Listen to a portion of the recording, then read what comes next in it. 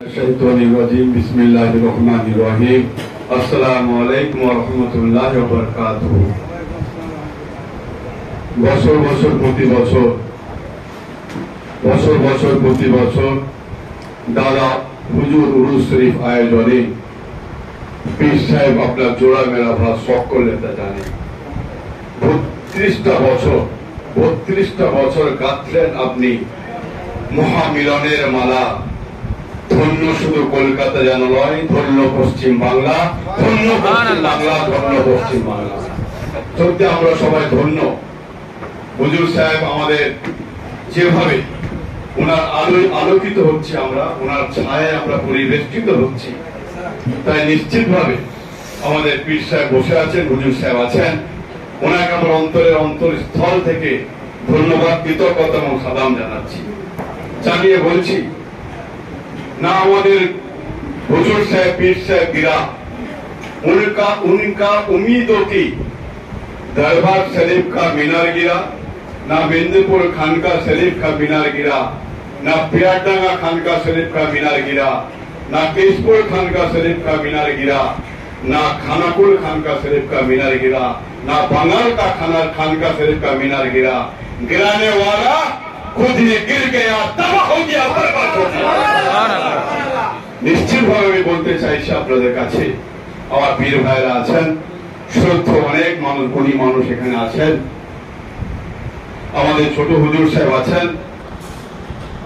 আমি প্রত্যেককে একটা কথা বলতে চাই। এখানে আমি দেখেছি আমার উপলব্ধি, আমার রিয়ালাইজেশন এবং চাক্ষুষ পরীক্ষা করে দেখেছি, যারা যে কোনো কারণে হোক আমাদের পীর সাহেবের সমালোচনা করার চেষ্টা করেছেন, আল্লাহ পাক তাদের নাস্তুরবাদ এবং শেষ করে দিয়েছে। আমার নিজের চোখে দেখা। তো স্বাভাবিকভাবে আমরা নিশ্চিতভাবে রাব্বুল আলামিনের কাছে সকলে মিলে দোয়া চাইব, আল্লাহ পাক যেন আমাদের হুজুর সাহেবকে আরো কারিশমা, আরো ভালো থাকা তৌফিক দান করেন, যেন আমাদের সকলের জন্য ভালো কাজ করতে পারে। আমি আপনাদের বলতে চাইছি, হয়তো অনেক আপনারা জানেন না, আমি কিছুদিন আগে আমার অফিসে একজন এসেছিলেন, উনি বললেন আমাকে, আমাদের পশ্চিমবঙ্গের বাইরে এক ভদ্রলোক ছিলেন, উনি ছিলেন প্রচুর ধনবান মানুষ, আর্থিকভাবে সমৃদ্ধশীল এবং কয়েক কোটি কোটি টাকার আরবপতি আমরা যাকে বলি, সেই টাকার মালিক ছিলেন, ধনকুবের যাকে বলি। ওনার যে কোনো কারণে হোক চোখে একটা ইনফেকশন হয়েছে, ভদ্রলোকের দুটো চোখে। উনি যা কিছু দেখছেন, যে কোনো কালার রং দেখছেন, ওনার প্রচন্ড চোখে জ্বালা হচ্ছে, প্রচন্ড চোখে যন্ত্রণা হচ্ছে। বড় চোখে ডাক্তারের কাছে উনি গেছেন, দেখাতে গেছেন। ডাক্তার সবকিছু পরীক্ষা নিরীক্ষা করার পরে বলেছেন যে আপনার চোখকে ভালো করার ক্ষমতা আমার নেই, একমাত্র সবুজ রং গ্রিন কালার, উনি ওইটাই ওনার চোখের জন্য শুট করে। বাকি যা কালার আছে, লাল, নীল, কালো, সাদা, ওনার চোখে প্রচন্ড যন্ত্রণা। তো কি করবেন, উনি বাইরে চলে গেলেন, বাইরে আরো বড় ডাক্তারকে দেখালেন, আউট অফ ইন্ডিয়া। দেখানোর পরে তিনি একই কথা বললেন যে আপনি কোনোভাবে কোনো ওষুধ নেই, আপনি এইভাবে যা অন্য কালার দেখুন, সবুজ রং ছাড়া আপনার চোখে যন্ত্রণা হবে। যা উনি বাড়ি ফিরলেন, বাড়ি ফিরে বলে সব সবুজ করে দাও, রাস্তাঘাট প্রচুর টাকা খরচ করে সব সবুজ করে দিলেন। সবুজ করার পরেও উনি খাবার খাচ্ছেন, সেটা তো সবুজ কালার নয়, আকাশ দেখছেন, সেটা তো সবুজ কালার নয়। উনি প্রচন্ড প্রেশারের মধ্যে ছিলেন, প্রচন্ড প্রেশারের মধ্যে। কি করবো ভাই, এত টাকা দেওয়ার পরও আমার চোখ কেউ ভালো করতে পারছে না। ওনাকে কেউ পরামর্শ দিয়ে আমাদের দাদা হুজুর সাহেব, যার আজকে উরুস শরীফ আমরা পালন করছি, ওনার এই দরবার শরীফের পবিত্র ভূমিতে কেউ একজন আমাদের পীর ভাইরা ওনাকে নিয়ে এসছে। হুজুর সাহেব সব দেখলেন, দেখার পরে সবকিছু শুনলেন, কিচ্ছু নেই, আপনার এক সেকেন্ডে আপনার চোখটাই ভালো করে বলে কি করবে। মানে এত বড় বড় ডাক্তার দেখিয়েছি, বিদেশে গেছি, বাইরে গেছি, কলকাতার অনামধন্য ডাক্তার দেখেছি, ভালো বিখ্যাত ডাক্তার দেখিয়েছি, আপনি বলছেন 1 মিনিটে ঠিক করে দেবেন, বলছে 1 মিনিটে 5 টাকায় আমি ঠিক করে 5 টাকা কি করে করবেন? উনি একজনকে ডাকলেন, যারা আপনাদের এইসব আছেন, সেই সময় যারা ছিলেন, যারা এই উরুস সেলিব্রেশন কমিটির মেম্বার জাহাঙ্গীর সাহেবের মতন যারা ছিলেন, সেই সময়কার কথা বলছেন, তখন আমার জন্ম হয়নি, অনেক আগের কথা। জানেন হুজুর সাহেব নিশ্চয় মনে হয় জানেন, আমার তখন আমাদের ছোট হুজুর সাহেব মনে জন্ম হয়নি, অনেক আগের কথা বলছেন। তখন উনি একজন ডাকলেন যারা এরকম আছেন, ওনাকে 5 টাকা দিয়ে বলেন এক সবুজ রঙের চশমা কিনে নিয়ে এসো, সবুজ রঙের চশমা কিনে নিয়ে এসো। সেই চশমা ওনাকে পরিয়ে দিলেন, বলেন যান আপনার রোগ ভালো হয়ে যাবে, যা দেখবেন সব সবুজ দেখতে পাবেন। এই হচ্ছে জ্ঞানী মানুষ, এই হচ্ছে জ্ঞানী মানুষের পরিচয়, যিনি শুধুমাত্র নিশ্চিতভাবে আমাদের হুজুর সাহেব আধ্যাত্মিক দিক দিয়ে তো বিরাট দিকপাল, কিন্তু বাহ্যিক দিক দিয়ে যে জ্ঞানের দরকার হয় রাব্বুল আলামিন সমস্ত কিছু ওনাকে দিয়েছিলেন। আমাদের হুজুর সাহেব আল্লাহ পাক ঢেলে সব দিয়েছেন। আমরা তো অনুভব করে রিয়ালাইজ করতে পারি। আমি আগে বলেছি, আবার বলছি, আমাদের জজ সাহেব বলছিলেন যে বারবার যদি বলি আমাদের মাইন্ডের মধ্যে সে ঢুকে যায়। তো আমাদের দাদা হুজুর সাহেব আমাদের গ্রাম পশ্চিম মেদিনীপুরের মহাবালা বলে একটা গ্রাম, আমি সেখানে জন্ম হয়েছিল, আমার সেখানে আমার বাড়ি। আমার সঙ্গে এটা কোন ভাই অনেকবার গেছে, আমার বাড়িতে আমার সঙ্গে সবসময় থাকে, আজ সকাল থেকে প্রোগ্রাম করছে। এই আমাদের হুজুর সাহেব বললেন যে জাস্টিস সাহেবের শরীর খারাপ, আমার মনে হয় এখানে আসার পর শরীর মনে ভালো হয়ে গেছে। কি ভুল বলছি? হতেই হবে। আমি সকাল থেকে অনেকগুলো প্রোগ্রাম করে আমার মুখ চোখ দেখে আমরা বুঝতে পারছেন খুব ক্লান্ত, টায়ার্ড। যে ভাই আমার সঙ্গে প্রথম থেকে ছিলেন, কন্টিনিউ প্রোগ্রাম করে যাচ্ছেন। এবং আমি বলেছি শেষ প্রোগ্রাম এখানে করে ধোয়া নিয়ে ভালোভাবে সুন্দরভাবে এখান থেকে অনেক কিছু শিখে হুজুরদেরকে সালাম নিয়ে আমি এখান থেকে বাড়ি ফিরে যাবো এবং নিজেকে নতুন ভাবে আবার রিচার্জ হয়ে আবার সুন্দরভাবে কাজ করবো, এটা আমার বিশ্বাস। তাই আমি ঘোরার পরে আমরা বিশ্বাস যে এখানে যারা আসবে, পবিত্র ভূমিতে যারা আসবে, তারা ইনশাআল্লাহ কেউ খালি হাতে ফিরে যাবে না বলে আমার বিশ্বাস। হুজুর সাহেব তার ছুটিতে কিছু না কিছু দিয়ে দেন, তার রহমত বরকতে আমরা সকলে সমৃদ্ধ হয়ে ভালো হয়ে সবাই এখান থেকে বাড়ি ফিরে যাবো ইনশাআল্লাহ। তবে এই কথা বলছিলাম, আমার বাড়িতে আমাদের সৌভাগ্য, তখন আমার জন্ম হয়নি, আমরা আপনাদের কাছে শুনেছি। আমি দাদা হুজুর সাহেব আমাদের মহাবাড়া গ্রামে গেছিলেন, আমার দাদা জানের মৃত্যুবার্ষিকী অনুষ্ঠানে তিনি গেছিলেন। আপা খুব মহব্বত করতেন, আপা ভীষণ এই দরবার শরীফের সঙ্গে একটা আত্মার সম্পর্ক ছিল না, আমাদের সঙ্গে আছে, কিন্তু উনি একদম দরবার শরীফে গিয়ে বুঝতেন না। এবং সপ্তাহে 2 দিন তিনি হুজুর সাহেবের কাছে আসতেন, এত মহব্বত করতেন। তো স্বাভাবিকভাবে আব্বার একটা পরিচিত আছে, হুজুর সাহেব এসছেন, বিরাট ব্যাপারে গোবিন্দপুর যাকে বলে, এত দূর উনি এসছেন, ওনার মতো ব্যক্তিত্ব এসেছেন, মানুষের প্রচুর ঢল নেমে গেছে, অনেক মানুষ এসেছেন, মানে যা এক্সপেক্ট আমরা করেছিলাম আমাদের এক্সপেকটেশনের বাইরে বহু মানুষ এসেছে, হাজার হাজার মানুষ। এবার গ্রামের দিকে অনুষ্ঠান হচ্ছে, স্বাভাবিকভাবে আমাদের একটা রীতি রেওয়াজ আছে যে যারা আসবেন তারা সবাই খাবার খেয়ে যাবেন, এটা আমাদের পরম্পরা, বংশ পরম্পরায় হয়ে আসছে। তো এত লোক হয়ে গেছে, আমার আব্বার তো মাথায় যে কি হবে, কি করে আমার মান সম্মান ইজ্জত আমি বজায় রাখবো। আমার আব্বা যান, আমার তার দাদা যান, যে পরম্পরা রেখেছে, যে ঐতিহ্য বজায় রেখেছে, সেই ঐতিহ্য এবার আমার সব ধূলিসাৎ হয়ে যাবে। এত লোকের খাওয়াবো কি করে, আমি তো অ্যারেঞ্জমেন্ট করতে পারিনি। আর কলকাতা নয় যে পয়সা দেবো, যাক সম্মান 5 টাকা যাক, যা সম্মান যেন বিরাট বড় জিনিস, গ্রাম বাংলায় আপনার নিশ্চয়ই রিয়ালাইজ করতে পারেন। তো টাকা দিয়েও সেটা ফুলফিল করা যাবে না, গ্রামে গঞ্জে কোথায় কে পাবে, কে কি করবে।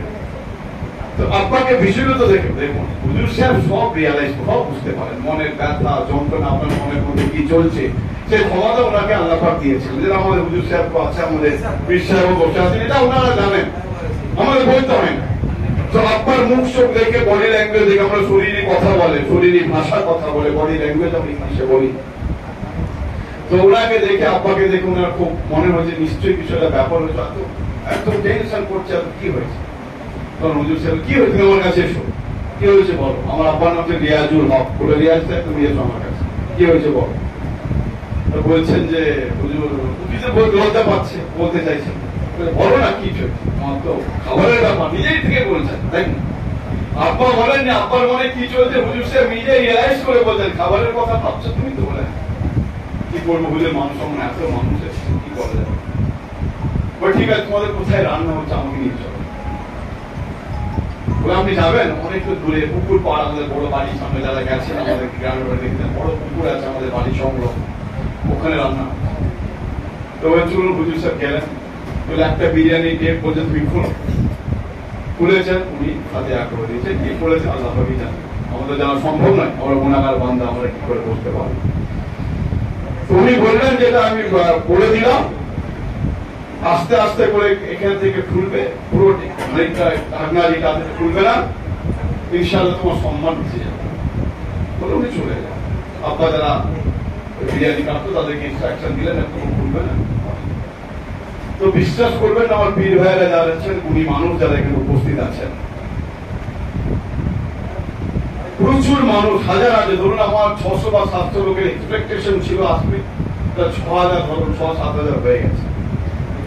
তো আলহামদুলিল্লাহ আল্লাহ রহমত, উনি কি পড়েছেন আমরা জানি না, আরো অনেক বিরিয়ানি 6-7টা ডেক বিরিয়ানি হয়েছিল। তো ওই একটা ডেক বিরিয়ানির সবাই 6-7,000 লোক খেয়ে চলে গেছে, বেঁধেও নিয়ে গেছে, আর হাঁড়ি খুলতে হয়নি। তারপরে যখন ডেক খোলা হলো, সব প্রোগ্রাম হয়ে যাওয়ার পরে পুরো যখন ঢাকনাটা খুললো, যেমন বিরিয়ানি সেরকমই রাখা। এই হচ্ছে এরকম অনেক অনেক অকিয়া, অনেক কারিশমা ওনারা দেখিয়েছেন, যেটা বলতে গেলে আমার আজকে সারাদিন রাত লেগে যাবে, বলা শেষ হবে না। ভেরি রিসেন্ট বেশি নয়, 3-4 মাস 5-6 মাস আগের ঘটনা বলছে। আমার আব্বার খালাতো ভাই, আমার চাচা হয়, অনেকে চিনেন, তার বগুড়াতে বাড়ি না, পাঁশকুড়া, ওকে ভক্ত, ওর ডাক নাম পপ্পু বলে আমরা জানি, পপ্পু আমরা পপ্পু চাচা বলে ডাকি। হঠাৎ করে ওনার সহধর্মিনী, ওনার ওয়াইফে হার্টের প্রবলেম হয়েছে, হার্ট অ্যাটাক টাইপের হয়েছে। তো ডাক্তারের কাছে গেছে, এনজিও করিয়েছে, ব্লকেজ আছে, খুব চিন্তাগ্রস্ত। হুজুর সাহেবের কাছে উনি রেগুলার আসেন, পাউরুটি নিয়ে আসেন, ঠিক বলছি তো আমি, পাউরুটি নিয়ে আসেন ওদেরকে খিদমত করার জন্য। তো হুজুর সাহেবের কাছে এসছেন, আমাদের এই পীর সাহেবের কাছে এসছেন, মানে আমি দাদা বললে একটা কারিশমা বললাম, আর ইনার একটা, এই ভেরি রিসেন্ট বলছি না, তো অনেক অকিয়া আছে, অনেক কিছু আছে। ইনশাআল্লাহ আমাদের তৈরি হয়ে গেছেন আমাদের ছোট হুজুর সাহেব, উনি অনেক কারিশমা দেখাবেন, আমার বিশ্বাস ইনশাআল্লাহ। একই তো রক্ত শরীরে বলছি, এবং ওনার কথাবার্তা, চাল চলন, যেভাবে মৌলানা আজাদ কলেজের মতো কলেজে উনি যেভাবে পড়াচ্ছেন, ওনার সঙ্গে খবর রাখি আমরা, গ্রামের এডুকেশন কমিটির বিভিন্ন জায়গায় আমি আছি, গভর্নমেন্ট ওয়েস্ট বেঙ্গল, আমরা খবর পাই, যত শুনি তত আমি মানে ওনার সম্বন্ধে আমি ততটাই গর্ব অনুভব করি, আমার ছাতি যেন ইচ্ছারিচ্ছি বড় হয়ে যায়। আমাদের পক্ষে উত্তরসূরি তৈরি অলরেডি আল্লাহ পাক করে দিয়েছেন। তো যাই হোক, আমি যে জায়গায় ছিলাম সেখানে ফিরে আসি। উনি হুজুর সাহেবের কাছে এসছেন, এসে বলেছেন দেখুন আমার ওয়াইফের, আমার সবাই এই হয়েছে, হুজুর সাহেব কিছু পড়ে দিয়েছেন বা কিছু দিয়েছেন, এটা তুমি করবে, তুমি সেটা নিয়ে গেছেন, বলে নিয়ে যাওয়ার পর তুমি কিছুদিন পর আবার ডাক্তারবাবুর কাছে যাবে, এই হুজুর সাহেব বলেছেন, আমাদের এই পীর সাহেব বসে আছে। আমার গর্ব হচ্ছে, আমি প্রাউড ফিল করে বলছি আমাদের সাহেব। তো গেছেন, যে সব করার পরে আবার ডাক্তার কি বলছে, তোমার অপারেশন করতে হবে, তুমি আবার আমার কাছে এসছো, ডাক্তার অনেক কাকুতি মিনতি করে বলছে দেখুন না একদিন কিছু, আবার দেখুন আপনি টেস্ট করে দেখুন। আবার ডাক্তার এত রিকোয়েস্ট করে ডাক্তার বাদ দেবে, ঠিক আছে টেস্ট করে দেখি। টেস্ট করার পরে ডাক্তারের মাথায় হাত, medical science fail, medical science fail. উনি দেখছেন যে হাতের ব্লকেজ ছিল, সব ভালো হয়ে গেছে। তো এইরকম মানুষকে আমরা পেয়েছি, আমরা সৌভাগ্যবান, আপনারা সৌভাগ্যবান। আমি যেমন বাংলা গর্ব করার মতো পীর সাহেব বসে আছেন এখানে, আমরা সবাই মিলে চাইবো যে ইনি যেন চিরজীবন এইভাবে আমাদের জন্য যেভাবে কাজ করছেন, আগামী দিনেও যেন এইভাবে কাজ করে যান। আল্লাহ পাক ওনাকে যেন সুস্থ করে দেখ, তাড়াতাড়ি আমরা সকলেই মিলে দোয়া করি, এবং আমরা যেন সেই তরিকায় থাকার আল্লাহ যেন আমার তৌফিক দান করেন। আমাদের মধ্যে অনেক খামতি আছে। আমাদের উনি সাহেব বলছিলেন, দাদা শকর সাহেব বলছিলেন, ছোট্ট কথা বলবো, কষ্টের কথা বলবো আপনাদের সামনে। আমার এক ছাত্র দিল্লির পাশে গ্রেটার নয়ডা, অনেকে জানেন, একটা স্কুল তৈরি করে ওর ইনচার্জ প্রিন্সিপাল হয়ে দায়িত্ব সামলাচ্ছেন আমার ছাত্র। ও একদিন ফোন করে আমাকে খুব দুঃখ করতে করতে কাঁদো কাঁদো গলায় বলছে যে স্যার আজকে খুব কষ্ট হচ্ছে, মনে হচ্ছে বাঁচার ইচ্ছা নেই। কি হয়েছে? বলে স্যার আমরা একটা ছোট লাইব্রেরি করেছি, লাইব্রেরি করার পরে ফিনান্সিয়াল কন্ডিশন একটু আমাদের স্কুলে একটু উইক ছিল, সব স্কুল তৈরি হয়েছে সেইভাবে টাকা কালেকশন হয়নি। তো আমরা বলছি যে ছাত্রছাত্রী নোটিশ সার্কুলেট করলাম, নোটিশ দেওয়া হলো নার্সারি থেকে ক্লাস 10 অব্দি, যে বইগুলো বাড়িতে পড়া হয় না, যে বইগুলো কেউ ইউজ করি না আমরা, রাখা থাকে, সেই বইগুলো যদি আপনারা আমাদের লাইব্রেরিতে ডোনেট করেন তাহলে সব ছেলেমেয়েরা পড়তে পারবে, জানতে পারবে, শিখতে পারবে।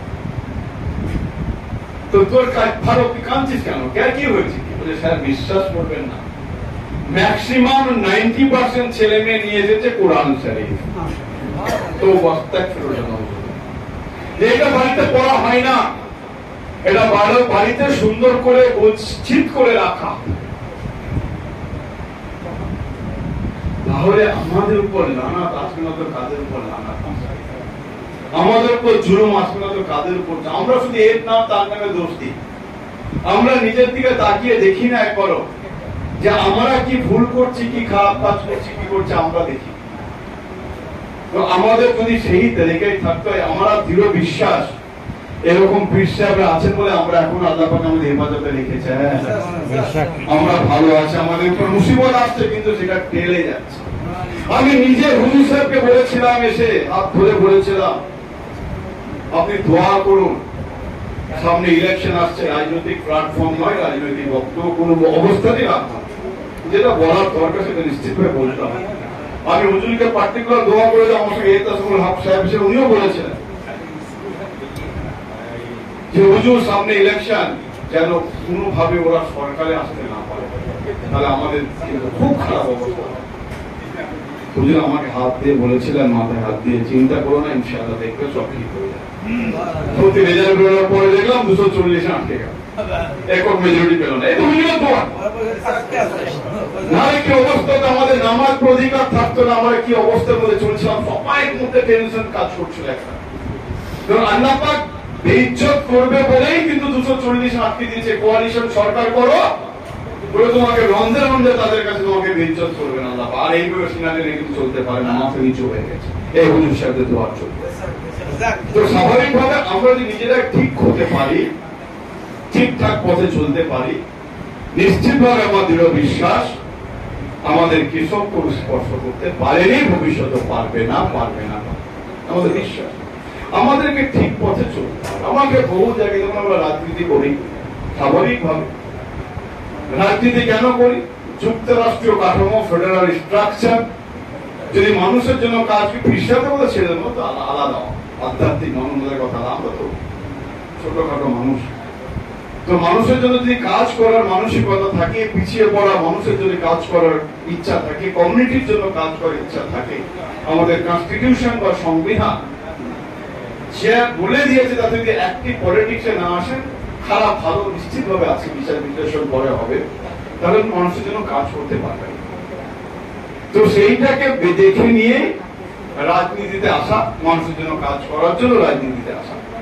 তো এসে দেখতে পাচ্ছি বহু মানুষ, আমি যখন জনতার দরবার সপ্তাহে 2 দিন আমি বসি, মানুষের কথা শুনি। মানুষ আমাদের কাদেরিয়া টাইমসের কর্ণধার বিনাদ ভাই আমার অফিস অনেকবার এসেছেন, আমাদের খুব ভালো মানুষ, হিতাকাঙ্ক্ষী, আমাদের শুভাকাঙ্ক্ষী।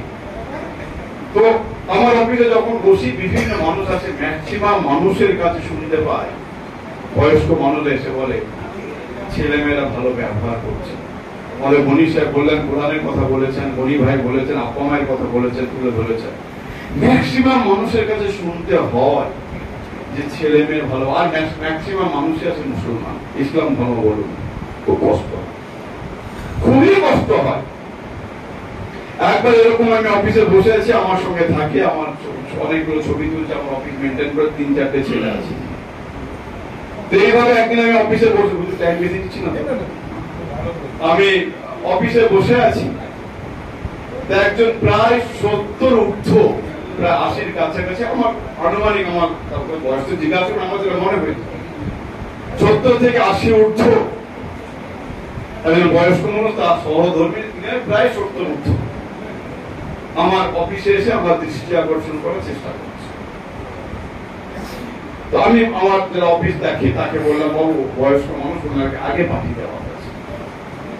বিশ্বাস করবেন না আমার পীর ভাইয়েরা যারা আছেন, যারা শুনছেন, উনি এসে, আমি একটু অন্যমনস্ক ছিলাম, কথা বলছি, উনি আমার পা দুটোকে জড়িয়ে ধরে ফেললেন। আমি একটু বিরক্ত হলাম, এটা করবেন না, গুণাগারের কাজ, অনেক ছোট সন্তানের মতো, যে করবেন না।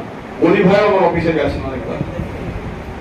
তো আমি, কি হয়েছে বলুন? বলছে, স্যার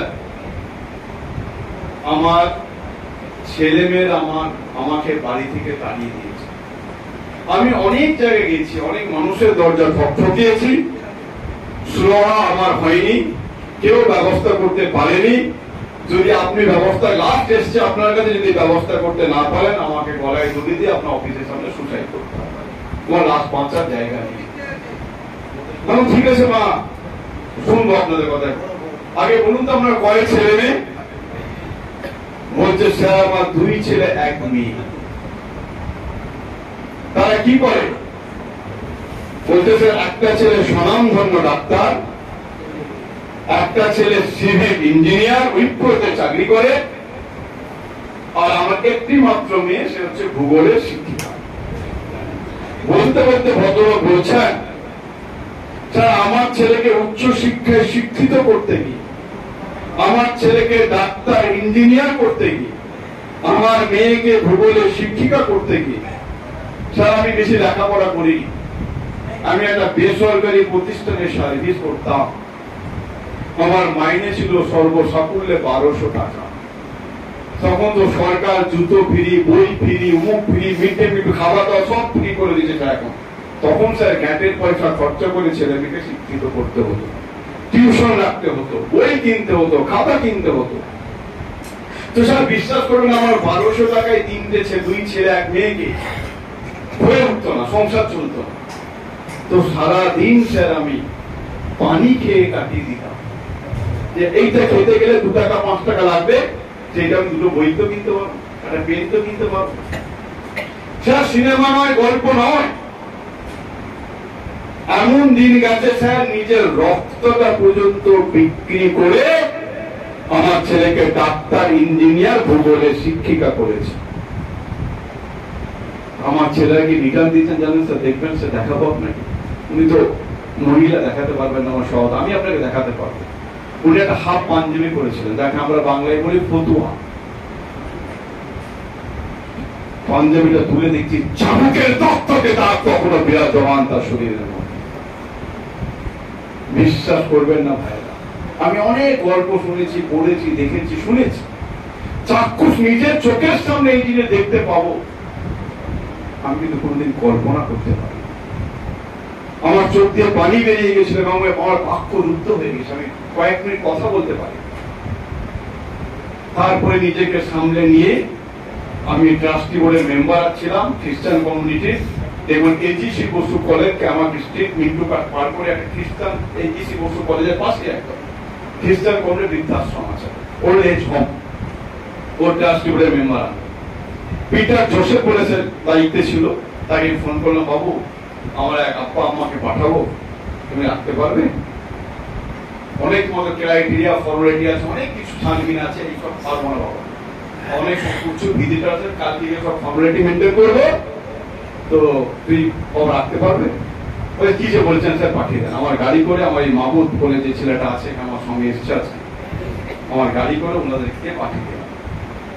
তারপর দিন আমি আমার ইউনিভার্সিটি যাওয়ার পথে আমি বেরিয়েছি বাড়ি থেকে, বৃদ্ধাশ্রম করে টাকা পয়সা দিতে হবে, খাবার কিনলাম, ওদেরকে দিয়ে যাবো। দিয়ে যাওয়ার পথে যে পিঠারা আমাকে একটা বড় পদ্ম ধরিয়ে দিয়েছে, ফর্ম, এগুলো ফিল আপ করতে হবে, অনেক ফর্ম। সব ফিল আপ করতে করতে একটা জায়গায় এসছে, ওর বাড়ির ঠিকানা আমি জানতাম না, ছেলে মেয়ের নাম সব লিখতে হবে, তাদের বয়স লিখতে হবে। আমি ওই যে ভদ্র মহিলা, ভদ্রলোকের ওয়াইফ ছিলেন, এদিকে আসুন, আপনি আপনার বাড়ির অ্যাড্রেস, ছেলে মেয়ের নামগুলো একটু বলুন। দেখুন আমাদের ইসলাম ধর্মে মায়ের পায়ে তোলা জান্নাত কেন, সেদিন আমি রিয়ালাইজ করতে পেরেছি মা কি জিনিস, আম্মা জান কি জিনিস। আমার দাঁত কেউ যে বারবার নিতে পারে, আমার কথা বারবার কেন কোরআন শরীফে এসেছে, কেন হযরত মুহাম্মদ সাল্লাল্লাহু আলাইহি ওয়াসাল্লাম 3 বার 4 বার বলার পরে আব্বার নামটা এসেছে, সেদিন আমি রিয়ালাইজ করতে পেরেছি। উনি আমাকে যখন যেই বলেছে ওই কথা, উনি আমার হাতটা ধরে নিয়েছে, তো স্যার একটা কথা বলুন। বলুন কি বলতে চাইছেন। আমার হাতটাকে নিয়ে ওনার মাথায় এইভাবে রেখে এখানে আপনি আমাকে মাথায় হাত দিয়ে প্রমিস করুন, ওয়াদা করুন যে আপনি আমার ছেলে মেয়েদের কোনো ক্ষতি করবেন, আমার ছেলে মেয়ে যেন ভালো থাকে, সুস্থ থাকে, তাদের যেন ভালোভাবে দিন যাপন করে, আমরা তো মরে যাবো। আপনি খুব ভালো জায়গায়, আমরা খুব ভালো, আমি একদিনে সবার সঙ্গে পরিচয় হয়ে গেছে, আমরা চলে যাবো। আপনি তো আমার সন্তান আছেন একটা, দেখবেন আমার ছেলেদের আব্বা কিন্তু রেগে চোখ বড় বড় করে বলছে যে ওদের শাস্তি দে, মা সেদিকে ভ্রুক্ষেপ করছেন, আম্মা মা কি জিনিস। আমরা অনেকে বলে বুদ্ধিজীবী, সেদিন রিয়ালাইজ করেছিলাম আমার মা হয়তো আঙ্গুটা ছাপ, কিন্তু মায়ের থেকে বড় ইন্টেলেকচুয়াল পার্সন বুদ্ধিজীবী মনে পৃথিবীতে কেউ হতে পারেনি, হতে পারবে। তো স্বাভাবিক ভাবে আমাদের এই দিকটার উপর আমাদের সকলের ধ্যান দিতে হবে। দুটো উদাহরণ দিলাম, আমরা দুটো উদাহরণ গনি সাহেবের বক্তব্য থেকে তুলে ধরলাম। উনি কালাম পাকের একটা আয়াত, একটা সুরাত, তার নেকির কথা বলেছেন, আব্বা মায়ের কথা বলেছেন। উনি আমাকে বলেছিলেন জারি খেলাম মুদের ভাত, তারি খেলাম পায়ের লাথে, আল্লাহ বিচার করো। উনি মনে আছে বক্কা পড়ে বসে একটা বড় ঘটনা, আমি সেদিকে যাচ্ছি, এরকম অনেক ঘটনা আছে। আমি যারা নওজোয়ান তাদের বলবো, আমি একটা হাদিসের কথা মনে পড়ে গেল, পীর সাহেব আছেন, মৌলানা আছেন, আমাকে সংশোধন করে দিতে ভুল, আমি নিজে পড়ছিলাম। বড় সাহাবী ছিলেন, তার নাম ছিল আলকামা, বড় সাহাবী ছিলেন। আলকামা এমন বড় সাহাবী ছিলেন, জীবনে কোনোদিন নামাজ কাজা করেননি, কোরআন তেলাওয়াত কামাই করেননি, তাহাজ্জুদ নামাজ কাজা করেননি, মিথ্যা কথা জীবনে বলেননি। যে আলকামা দেখা যাচ্ছে একটা সময় খুব কষ্ট হচ্ছে, তার মুখ থেকে কালমা নাসিব হচ্ছে না, রূপ কাজ হচ্ছে, সবাই তো হেরান হয়ে গেছে সাহাবীরা, আলকামা এত বড় সাহাবী, কেন এটা হচ্ছে, এত কষ্ট কেন হচ্ছে। সবাই যখন হুজুর সাল্লাল্লাহু আলাইহি ওয়াসাল্লাম তখন ছিলেন, পর্দা নেননি, ওনার কাছে গেছেন, গিয়ে বলছেন যে এরকম হুজুর এই ব্যাপার। ঠিক আছে, তোমরা এক কাজ করো, আলকামাকে বড় করে ঘিরে নাও, চাদর দিয়ে পুরো ঘিরে নাও, গোল করে। সবাই জোরে সমচ্চ স্বরে বলতে থাকো, লা ইলাহা ইল্লাল্লাহ মুহাম্মাদুর রাসূলুল্লাহ সাল্লাল্লাহু আলাইহি ওয়াসাল্লাম, পাঁচবার পড়তে থাকো। দেখবে ইনশাআল্লাহ আলকামার মুখ থেকে কালমা নাসিব হবে, তার রূহ কাটছে। বারবার করছে, 10 মিনিট কেন, অনেকক্ষণ পড়ার পর একই অবস্থা, তার কালমা নাসিব হচ্ছে না, রূহ কাটছে। আবার গেছে হুজুর সাহেব, হুজুর সাহেব আমরা এতবার পড়লাম কিছু বোঝা, ঠিক আছে, কিন্তু সব জানতেন যে চাঁদকে দু টুকরো করতে পারে, কেবলাকে ঘোরা দেয়, তিনি কি না জানতেন, সবই জানেন হুজুর সাহেব, সবই জানেন। আমার মনের কথা কি হুজুর বলে দেবেন, সে ক্ষমতা আল্লাহ পাক ওনাকে দিয়েছে। উনি বলেন ঠিক আছে, ওনার আব্বা আম্মাকে হায়াতে আছেন, বলে হ্যাঁ আলকামার আম্মা জান আছেন, আমি যাবো চল। হুজুর সাহেব নিজে এসছেন, ওখানে পর্দা দেওয়া আছে, বলছে আচ্ছা আপনি বলুন আলকামা কেমন মানুষ ছিল। বলছে আলকামা খুব ভালো, সে জানি নামাজ কোরআন কালাম ইত্যাদি মিথ্যে সব জানি। আমি সেটা বলি আপনার সঙ্গে কেমন ব্যবহার করতে, বলে আমার ছেলে তো খুবই ভালো ছিল বিয়ের আগে পর্যন্ত, যে ছেলে বিয়েটা দিয়ে দিলাম তোর বইয়ের গোলাম হয়ে গেল, আমার গোলামি ছেড়ে দিল। দুর্ভাগ্য। তাহলে ঠিক আছে, আপনি এক কাজ করুন, আপনি আলকামাকে খুলুসিয়ত নিয়তে খাস দিল থেকে মাফ করে দেন, ইনশাআল্লাহ মুখ থেকে কালমা নাসিব ও রূহ কাটবে।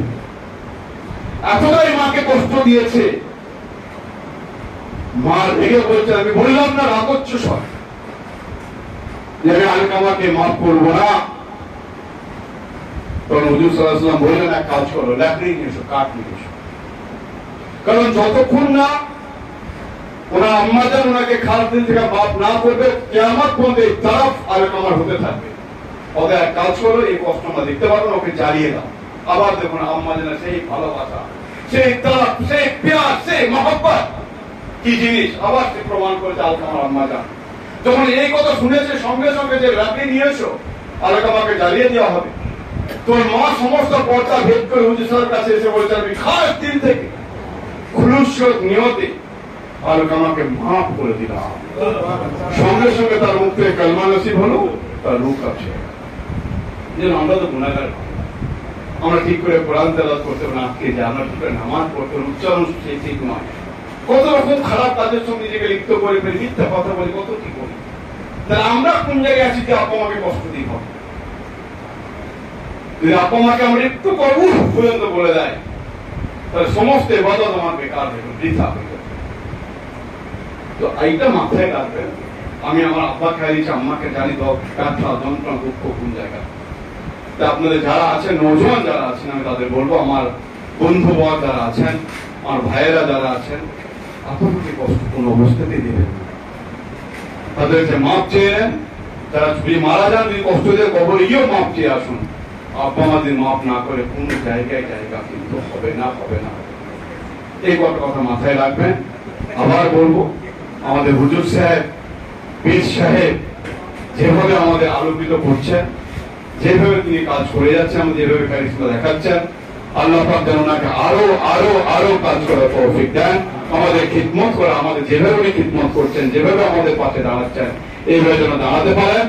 তাই বক্তব্য শেষ করার আগে এটা বলে বক্তব্য শেষ করব, দুনিয়া में कितनी है नफरतें, दुनिया में कितनी है नफरतें, फिर भी दिलों में है चाहते, मर भी जाएंगे मिट भी जाएंगे, याद रहेगा पीर साहब का मोहब्बत, याद रहेगा पीर साहब का प्यार, याद रहेगा पीर साहब का करिश्मा, याद रहेगा पीर साहब का अलौकिक घटना, याद रहेगा पीर साहब का प्यार और मोहब्बत, प्यार और मोहब्बत, प्यार और मोहब्बत।